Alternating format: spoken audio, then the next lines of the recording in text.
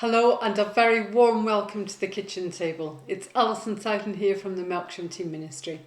It's been a while as Derek and I have taken some time off during the summer to just take a bit of a break from the technology and the strains of parish life. We had some holiday time and family time.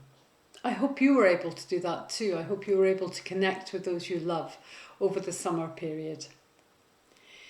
We actually spent time on holiday with our children and grandchildren, and it was lovely to have that intergenerational time together, from our youngest, who is 2, up to our 8-year-old grandchild, everything in between. And a lovely time as we went on narrow boats and explored what it was to move through water slowly, to experience nature around us, to watch the heron, and to be able to just be rather than to be rushing. It was really lovely. I was thinking about that this morning as I was considering what to talk to you about here today.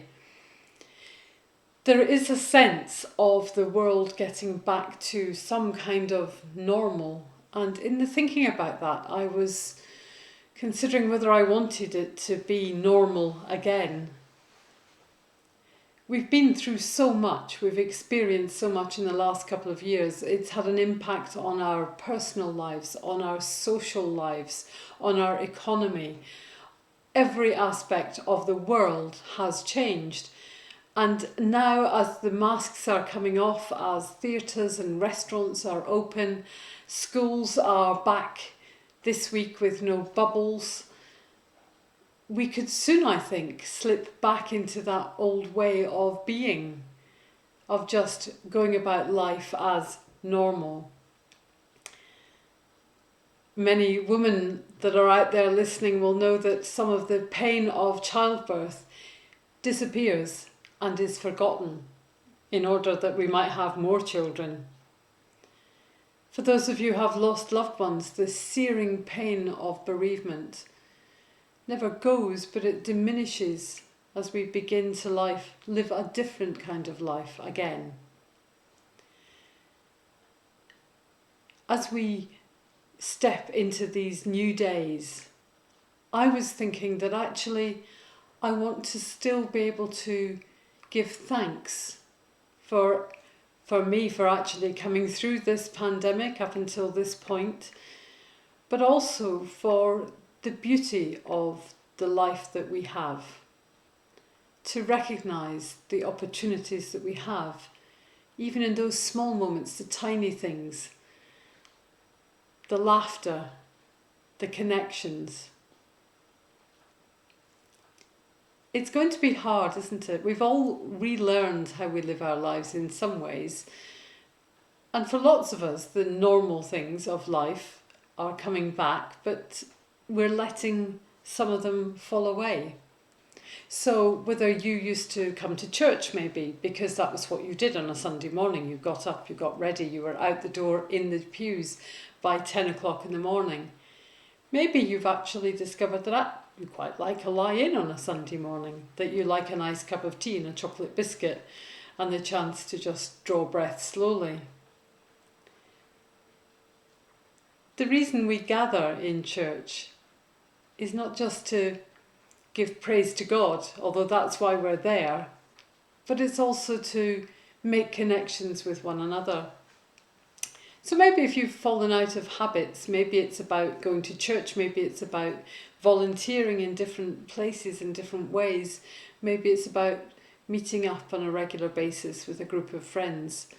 If you've let those things fall away and you just have found a different way of being, I invite you to think about what it is that you have let fall away.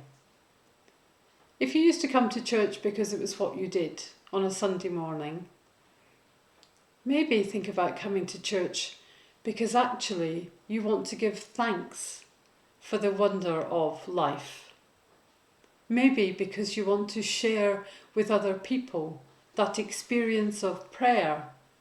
Maybe because you want to open your heart up and let God just give you that wow moment of transforming your life.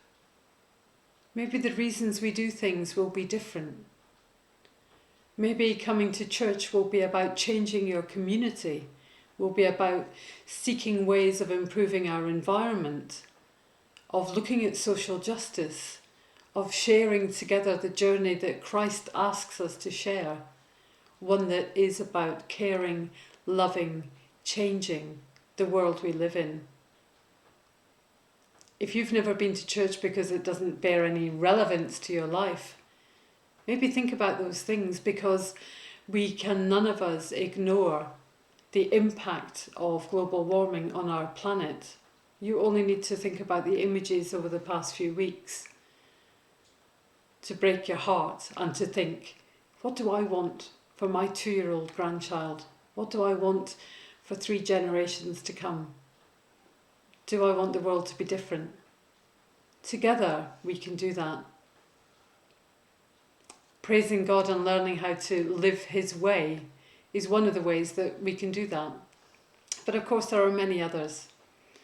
So if you're not a churchgoer, come along to your local church. Say to the minister, me in this instance here, what are you doing to make a difference? How can we make a difference together? Let's have that conversation. Let's not return to normal that thinks about what we need now that will make us happy now. Let's return to new normal that thinks about generations to come, that thinks about all of our community, the least, the last, the lost, the rich, the wealthy, the powerful, all working together to make it a better place. Let's not alienate one another, but befriend one another. Let's have that new normal. We would love to meet with you on a Sunday morning in any of our churches so we can have those conversations. I would love to see our church make a difference in our community.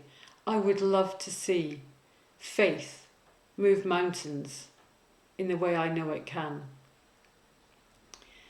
So as we unmask, as we change, as we move forward, let's not forget the things we've learnt during a pandemic.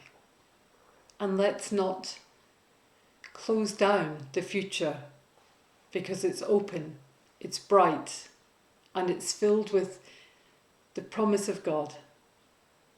So come along and join in the journey. Let's sing, bring praise, and help one another to really engage with the world we live in. Take care, God bless, and we should be at the kitchen table on Sunday morning, technological problems notwithstanding, but we hope to see you then. And in church, so come along. God bless.